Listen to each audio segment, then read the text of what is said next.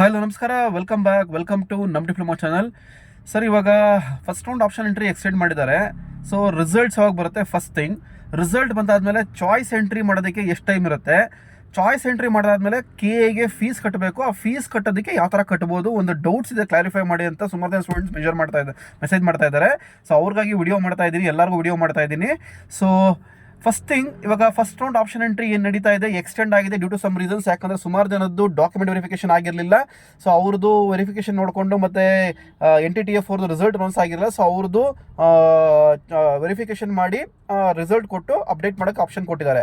So ಇವಾಗ latest circular ಪ್ರಕಾರ ಇವತ್ತು 14th, ನಾಳೆ 15th ನೈಟ್ 8 ಗಂಟೆವರೆಗೂ ಟೈಮ್ ಕೊಟ್ಟಿದ್ದಾರೆ ಆಪ್ಷನ್ ಎಂಟ್ರಿ ಮಾಡೋದಕ್ಕೆ. ಸೊ ನೈಟ್ 8 ಗಂಟೆ ಆಪ್ಷನ್ ಎಂಟ್ರಿ ಮುಗಿದ್ರೆ 16th ಅಂದರೆ ಮಂಗಳವಾರ ಬೆಳಗ್ಗೆ ನಿಮಗೆ ಆಪ್ಷನ್ ಕೊಡ್ತಾರೆ. ಏನಕ್ಕೆ ಅಂತಂದರೆ ರಿಸಲ್ಟ್ಸ್ ಬರೋದಕ್ಕೆ. So evening night 15th night 8 o'clock ತನಕ ಆಪ್ಷನ್ ಎಂಟ್ರಿ ಮಾಡ್ಬೋದು. 16th ಬೆಳಗ್ಗೆ ರಿಸಲ್ಟ್ಸ್ ಕೊಡ್ತಾರೆ. That is the first schedule. So in case ನನಗೆ ಒಂದು ವ್ಯೂ ಇದೆ, ಯಾಕೆಂದರೆ ಇನ್ನೂ ಒಂದು ಎಕ್ಸ್ಟೆಂಡ್ ಮಾಡೋ ಚಾನ್ಸಸ್ ಇದೆ ಅಂತ ಅಂದ್ಕೊಂಡಿದ್ದೀನಿ. ಇನ್ ಕೇಸ್ ಏನು ಎಕ್ಸ್ಟೆಂಡ್ ಆದರೆ 16th ಬೆಳಗ್ಗೆ 11 o'clock ಟೈಮ್ ಕೊಡ್ತಾರೆ ನಿಮಗೆ ಆಪ್ಷನ್ ಎಂಟ್ರಿ ಮಾಡೋದಕ್ಕೆ. ಅದು 16th ಬೆಳಗ್ಗೆವರೆಗೂ ಟೈಮ್ ಕೊಟ್ಟರೆ 16th ಸಾಯಂಕಾಲ ರಿಸಲ್ಟ್ಸ್ ಕೊಡ್ತಾರೆ. ಸೊ ಏನೇ ಆದರೂ ಮಂಗಳವಾರ ರಫ್ಲಿ ರಿಸಲ್ಟ್ಸ್ ಬರೋ ಚಾನ್ಸಸ್ ಇದೆ, ಫಸ್ಟ್ ಥಿಂಗ್. ಸೊ ರಿಸಲ್ಟ್ಸ್ ಬಂದಾದಮೇಲೆ that is the final allotment. ಇವಾಗ ಇಷ್ಟು ಮೊನ್ನೆ ಏನಾಗಿತ್ತು, ಅದು ಒಂದು mock allotment, temporary allotment. Next ಇವಾಗ ಮಂಗಳವಾರ ಏನು ರಿಸಲ್ಟ್ಸ್ ಬರುತ್ತೆ, ಬೆಳಗ್ಗೆ ಬರ್ಬೋದು, ಸಾಯಂಕಾಲ ಬರ್ಬೋದು, ಅದು ಬಂದು ಫೈನಲ್ ಅಲಾಟ್ಮೆಂಟ್. ಅಲ್ಲಿ ಏನಿದೆ ಅದು ಫೈನಲ್ ಆಗುತ್ತೆ. ಸೊ ಇವಾಗ ನಿಮ್ಮ ಮುಂದೆ ಒಂದು ಇದು ಟ್ಯಾಬ್ಲರ್ ಕಾಲಮ್ ಬಿಡ್ತಾರೆ, ಅಂದರೆ ವೇಳಾಪಟ್ಟಿ ಬಿಡ್ತಾರೆ, ಎಕ್ಸಾಕ್ಟ್ಲಿ ಏನು ಮಾಡಬೇಕು ಅಂತ, ಅಂದರೆ ಚಾಯ್ಸಸ್ ಯಾವ ಫಿಲ್ ಮಾಡಬೇಕು ಮತ್ತು ಫೀಸ್ ಯಾವ ಪೇಮೆಂಟ್ ಮಾಡಬೇಕು ಅಂತ. ಇನ್ನೊಂದು ಬಿಟ್ಟಾಗ ಡೀಟೇಲ್ ಆಗಿ ಮಾಡ್ತೀನಿ ಅದ್ರ ಬಗ್ಗೆ. ಸೊ ಯೂಶಲಿ ರಿಸಲ್ಟ್ ಬಂದಾದಮೇಲೆ 4 ಚಾಯ್ಸ್ ಎಂಟ್ರಿ ಮಾಡಬೇಕು. Choice 1, choice 2, choice 3, choice 4. 4 choice exercise ಮಾಡಬೇಕು. ಅದಕ್ಕೆ 2 days ಟೈಮ್ ಕೊಡ್ತಾರೆ, ಓಕೆ, ಚಾಯ್ಸ್ ಎಕ್ಸೈಸ್ ಮಾಡೋದಕ್ಕೆ. ಸೊ ಯಾರ್ಯಾರು ಚಾಯ್ಸಸ್ ಎಕ್ಸೈಸ್ ಮಾಡ್ತೀರಾ, ಚಾಯ್ಸ್ 1, ಚಾಯ್ಸ್ 2 ಎಕ್ಸೈಸ್ ಮಾಡ್ತೀರಾ, ನೀವು ಫೀಸ್ ಪೇಮೆಂಟ್ ಮಾಡಬೇಕು. ಸೊ ನೀವು ಫೀಸ್ ಪೇಮೆಂಟ್ ಮಾಡೋದಕ್ಕೆ ಇನ್ನೂ 2 ದಿವಸ ಟೈಮ್ ಕೊಡ್ತಾರೆ. ಸೊ ಫೀಸ್ ಪೇಮೆಂಟ್ ಹೆಂಗೆ ಮಾಡಬೇಕು, ಇಲ್ಲೇ ಮೇಜರ್ ಗೊಂದಲ ಇರೋದು. ಏನು ಮಾಡ್ತಾ ಇರೋ ಸುಮಾರು ಸ್ಟೂಡೆಂಟ್ಸ್ ಅಂದರೆ, ಸರ್ ನಾನು ಕ್ಯಾಶ್ ಇಟ್ಕೊಂಡ್ಬಿಟ್ಟಿದ್ದೀನಿ, ತೊಗೊಂಡೋಗಿ ಬ್ಯಾಂಕಲ್ಲಿ ಕಟ್ಟಿದ್ರೆ ಆಗುತ್ತಾ, ಇವಾಗ ಚಲನ್ ಡೌನ್ಲೋಡ್ ಆಗುತ್ತೆ ಅಂತ ಹೇಳಿದ್ದೀರಾ.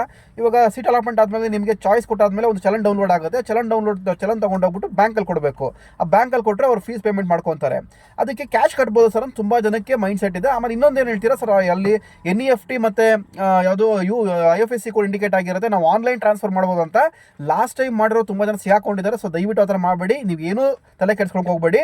ಅಕೌಂಟಲ್ಲಿ ಅಮೌಂಟ್ ಇಟ್ಕೊಳ್ಳಿ. ನಿಮ್ಮ ಹತ್ರ ಕ್ಯಾಶ್ ಇದ್ದರೆ ಯಾವ್ದಾರ ಒಂದು ಅಕೌಂಟಲ್ಲಿ ಅಮೌಂಟ್ ಇಟ್ಕೊಳ್ಳಿ. ನೀವು ಫಾದರ್ದಾಗಿರ್ಬೋದು, ಮದರ್ದಾಗಿರ್ಬೋದು, ನಿಮ್ಮದೇ ಆಗಿರ್ಬೋದು, ಬ್ರದರ್ದಾಗಿರ್ಬೋದು, ಯಾರ್ದು ಬೇಕಾರಾಗಿರ್ಬೋದು, ಅಮೌಂಟ್ ಇಟ್ಕೊಳ್ಳಿ ಅಕೌಂಟಲ್ಲಿ. ಕ್ಯಾಶ್ ಇದ್ದರೆ ಡೆಪಾಸಿಟ್ ಮಾಡಿ. ಸೊ ಫೀಸ್ ಟೈಮ್ ಬಂದಾಗ ಆ ಪರ್ಟಿಕ್ಯುಲರ್ ಪರ್ಸನ್ ಜೊತೆ ನೀವು ಹೋಗ್ಬಿಟ್ಟು ಅಕೌಂಟ್ ಹೋಲ್ಡರ್ ಇರಬೇಕು, ಚೆಕ್ ಬುಕ್ ಇರಬೇಕು ಪೇಮೆಂಟ್ ಮಾಡಬೇಕು ಅಂದರೆ. ಚೆಕ್ ಬುಕ್ ಇಲ್ಲ ಅಂದ್ರೆ ಪ್ರಾಬ್ಲಮ್ ಏನಿಲ್ಲ. ಆ ಬ್ಯಾಂಕಲ್ಲಿ ಹೋದರೆ ಪೇಮೆಂಟ್ ಮಾಡೋದಕ್ಕೆ ಒಂದು ಸ್ಲಿಪ್ ಕೊಡ್ತಾರೆ. ಚೆಕ್ ಬುಕ್ ಇರಲೇಬೇಕು ಅಂತೇನಿಲ್ಲ, ಇದ್ರೆ ತೊಗೊಂಡೋಗಿ ಈಸಿ ಆಗಿಬಿಡುತ್ತೆ. ಇಲ್ಲಾಂದ್ರೆ ಒಂದು ಸ್ಲಿಪ್ ಕೊಡ್ತಾರೆ, ಪೇಮೆಂಟ್ ಮಾಡ್ಬೋದು. ಸೊ ಬಟ್ ಅವ್ರ ಅಕೌಂಟ್ ಹೋಲ್ಡರ್, ಇವಾಗ ನಿಮ್ಮ ಅಕೌಂಟಲ್ಲಿ ಇಟ್ಕೊಂಡಿದ್ರೆ ನೀವು ಹೋದ್ರೆ ಸಾಕು. ನಿಮ್ಮ ಫಾದರ್ ಇದ್ದರೆ ಫಾದರು ನೀವು ಹೋಗಬೇಕು, ಮದರ್ ಇದ್ದರೆ ಮದರು ನೀವು ಹೋಗಬೇಕು, ಆ ಥರ. ಸೊ ಯಾರು ಅಕೌಂಟ್ ಹೋಲ್ಡರ್ ಇದ್ದರೆ, ಯಾರ ಅಕೌಂಟಲ್ಲಿ ಅಮೌಂಟ್ ಇದೆ ಅವ್ರು ಹೋಗಬೇಕು. ಅವರೊಂದು ಕೊಟ್ಟಾದ್ಮೇಲೆ, ಆ ಚಲನ್ ಕೊಟ್ಟಾದ್ಮೇಲೆ ಬ್ಯಾಂಕ್ ಅವ್ರು ಏನು ಮಾಡ್ತಾರೆ, ಅವ್ರ ಅಕೌಂಟಿಂದ KE ಅಕೌಂಟ್ಗೆ ಟ್ರಾನ್ಸ್ಫರ್ ಮಾಡ್ತಾರೆ. ಈ ಪ್ರೊಸೆಸ್ ರಫ್ಲಿ 2 to 3 hours ಮುಗಿದೋಗುತ್ತೆ. ಅಂದರೆ ಬೆಳಗ್ಗೆ ಕಟ್ಟಿದ್ರೆ ಮಧ್ಯಾಹ್ನ ಅಷ್ಟೊತ್ತಿಗೆ ಮುಗಿದೋಗುತ್ತೆ. ನೀವೇನಾದರೂ ಆನ್ಲೈನ್ ಟ್ರಾನ್ಸ್ಫರ್ ಮಾಡಿದ್ರೆ ತುಂಬ ಕಷ್ಟ ಆಗುತ್ತೆ. ಲಾಸ್ಟ್ ಟೈಮ್ ನಾನು ನೋಡಿದ್ದೀನಿ, ಹಂಗಾಗಿ ನಿಮ್ಗೆ ಎಚ್ಚರಿಸ್ತಾ ಇದ್ದೀನಿ. ಸೊ ಫಸ್ಟ್ ಥಿಂಗ್, ಚಾಯ್ಸ್ ಕೊಡೋಕ್ಕೆ 2 days. Fees payment cash payment ಆಗಲ್ಲ. ಒಂದು ಅರ್ಥ ಮಾಡ್ಕೊಳ್ಳಿ, ಕ್ಯಾಶ್ ಪೇಮೆಂಟ್ ಆಗಲ್ಲ. ಸೊ ಆನ್ಲೈನಲ್ಲೇ ಆಗಬೇಕು, ಅಕೌಂಟಲ್ಲೇ ಇರಬೇಕು.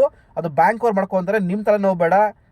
ಫೀಸ್ ರಿಸಲ್ಟ್ ಬಂದಮೇಲೆ, ಸೀಟ್ ಅಲಾಟ್ಮೆಂಟ್ ಆದಮೇಲೆ ಚಾಯ್ಸ್ ಕೊಟ್ಬಿಟ್ಟು ಚಲನ್ ಡೌನ್ಲೋಡ್ ಮಾಡಿಕೊಂಡು ಬ್ಯಾಂಕ್ ಹೋಗಿ ಮಿಕ್ಕಿದ ಪ್ರೊಸೆಸ್ ಅವ್ರು ಮಾಡ್ತಾರೆ. ಅದಾದಮೇಲೆ ಏನು ಮಾಡಬೇಕು ಅಂತ ಅಪ್ಡೇಟ್ ನಾನು ಕೊಡ್ತೀನಿ. ಸೊ ಸಾಕಷ್ಟು ವಿಷಯ ಕ್ಲಿಯರ್ ಮಾಡಿದ್ದೀನಿ. ಫಸ್ಟ್ ಥಿಂಗ್, ರಿಸಲ್ಟ್ಸ್ ಯಾವಾಗ. ಸೆಕೆಂಡ್ ಥಿಂಗ್, ಚಾಯ್ಸ್ ಯಾವಾಗ ಕೊಡಬೇಕು, ಎಷ್ಟು ಟೈಮ್ ಇರುತ್ತೆ.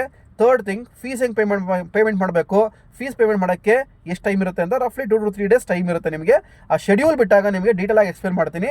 ಸೊ ಸದ್ಯದ ಮಟ್ಟಿಗೆ this is the update for you, okay. So last ಒಂದು ವಿಡಿಯೋ ಮಾಡಿದ್ದೆ, ಸೊ ಪ್ರಾಬ್ಲಮ್ ಆಗಿದೆ, ಅದಕ್ಕೆ ಡೀಟೇಲ್ ವಿಡಿಯೋ ಮಾಡ್ತಾ ಇದ್ದೀನಿ.